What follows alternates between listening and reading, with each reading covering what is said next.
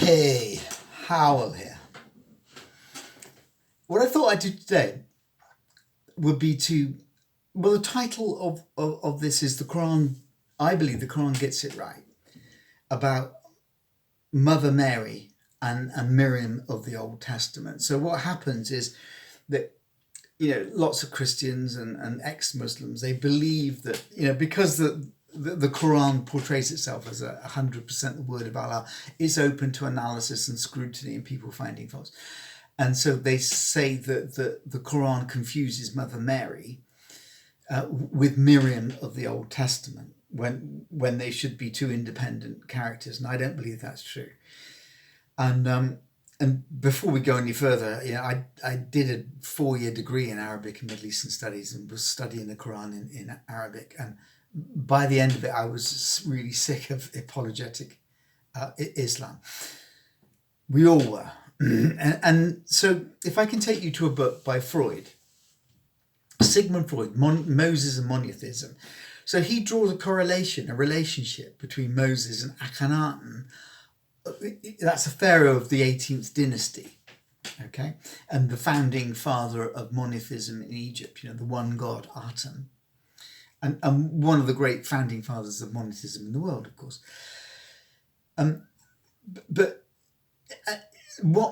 There's another researcher coming after him called Ahmad Osman from Egypt, a brilliant researcher. I read loads of his books.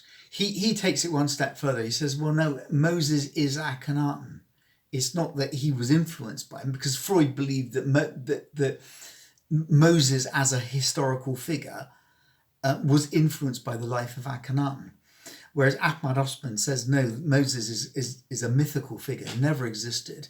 And whoever wrote that story is based upon the real life of Akhenaten, the pharaoh of the 18th dynasty. And so, because their lives are very, very similar, and therefore the wife of Akhenaten, being Nefertiti, is Miriam of the Old Testament, and then Jesus, the son of Akhenaten is King Tut, Tutankhamun being the most famous of all the pharaohs, is Jesus. And that's far more difficult to swallow. But King Tut was the anointed king. And there's references to him being a son of God. And if you look at his tomb, there's crosses and halos and rays of sun and descending into the underworld and resurrecting into the afterlife. His tomb could be Jesus's tomb. But it's very much occluded and occulted, that relationship between Moses and Akhenaten. But when you move to the Quran, it's nothing's hidden. Amran is Imran. Aaron is Heron in the Quran. Moses is Musa in the Quran. Nothing's hidden from us at all. So if we move to the Surah Maryam in Arabic, Surah 19 verse 28, I'm reading it, and it says, "O sister of Aaron," so that's Miriam, "thy father was not evil, nor was thy mother unchaste or harlot," meaning that they were good people. The father there is Imran, and the mother is Hannah. And I prefer the translation harlot than unchaste, because the Arabic word is bagyan, and chaste and unchaste elsewhere in the Quran, and chastity is referred to in reference to divine conception. So when we move to the Surah At-Talim 66 verse 12, and I'm reading this again, it says, "And Mary, daughter of Imran, she guarded her chastity, so we breathed into her spirit." Allah tells her it's going to be a boy. So what we've got here is, Imran and Hannah pregnant with Miriam, but it's not divine conception, but very much prophesied. And then when we move to the story of Miriam being pregnant, it's very much of divine conception, and it's going to be a boy. And Allah tells her to name it Isa, and Isa is the Arabic word for Jesus. So we have an anointed, a Messiah being born. And there is a very direct line there of Imran, Hannah, Maryam, Isa, parenthood, grandparenthood.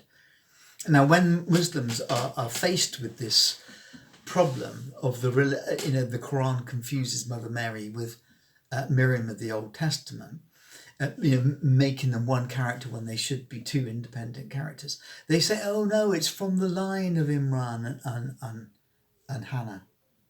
But whereas the direct line, parenthood and grandparenthood, is really, really clear. Then what we've got is Maryam she withdraws to a wild place and is found clinging, heavily pregnant to a fig tree. Now, this is interesting because I would never have discovered this, but I saw a video by Christopher Young Berkman on BitChute, and he likens this fig tree to the tree of knowledge of good and evil in the Bible. Now, what do we have with the tree of knowledge of good and evil in the Bible? And all the writings surrounded to it. The tree of death in the Zohar is that what we have is figs representing bread, representing flesh, and then we have a grapevine representing red wine, I suppose, and blood. And then if you look at I believe that the real Christianity, the original Christianity, was Gnostic, and the Gnostics believed that the serpent is Jesus. Everything flipped on his head. The serpent is Jesus. And Yahweh, Yod-He, Vav-He, is the evil demiurge god. Christianity being like a rebellion and a continuation of Judaism. And then you've got the primordial waters of chaos underneath this fig tree. And also we've got in the story of Maryam, we've got just before we've got the birth of Jesus, and Isa. You've got Zachariah. You've got the birth of John the Baptist with the father Zachariah and then an unnamed wife, and then you move to Luke's gospel, and it's a very similar story where you have just before Jesus appears on the scene, you have the birth of John the Baptist with his father Zachariah, and this time the mother's named obviously Elizabeth.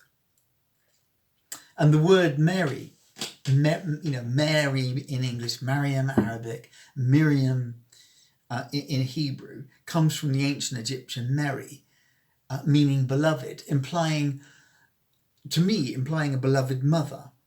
And I'm aware that Mary Magdalene, a major Mary figure of the Bible, doesn't have children. She's never a mother. She does in the Prairie of Sion myth, but that's another story. And to me, the story is one great big allegory. So you could argue Mother Mary mutates into the lover Mary Magdalene. And then if we look at, as we've done already, looking at the original Christianity coming out of Judaism as a rebellion and a continuation of it, what you have is Jesus as a mythical figure, allegorical. The story is an allegory. And Jesus is like this spiritual figure that they communicate with.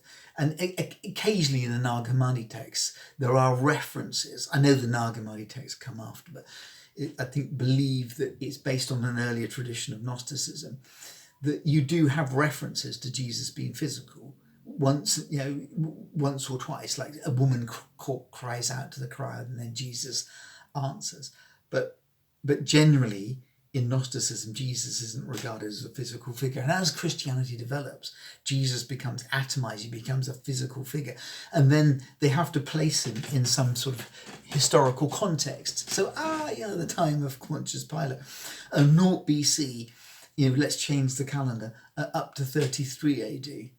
Yeah, and then you've got a problem. What are you going to do with Miriam of the Old Testament? Because we've already had a Messiah. And I'm aware there are two Messiahs, son of David, son of Joseph, but we've already had Miriam, Mother Mary, and we've already had a divine conception. And then all of a sudden, this is my theory, all of a sudden Miriam of the Old Testament doesn't have a husband and doesn't have children, and they become two independent figures. And then Islam as well, it honors all the prophets of the Old Testament. What I'm saying here is that Islam is closer to Judaism than it is Christianity. And that's an argument put forward by Shlomo Sand, the invention of the Jewish people. And just off the top of my head, you use circumcision, pork, halal. And that's phased out in Christianity. The original Christians were circumcised, didn't eat pork and blah, blah, blah.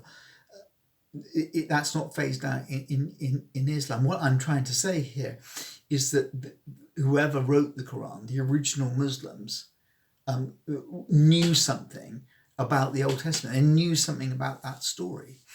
And they wanted to go back to the original story. This is my theory. And that concludes my short talk, that the Quran doesn't get it wrong about Mother Mary and Miriam of the Old Testament. What it does give, what I do question, is that when you read the Quran, it's as though all these characters are real historical figures, whereas I believe they're all mythical figures, based on earlier mythical figures and based on genuine historical figures. And thank you very much for joining me.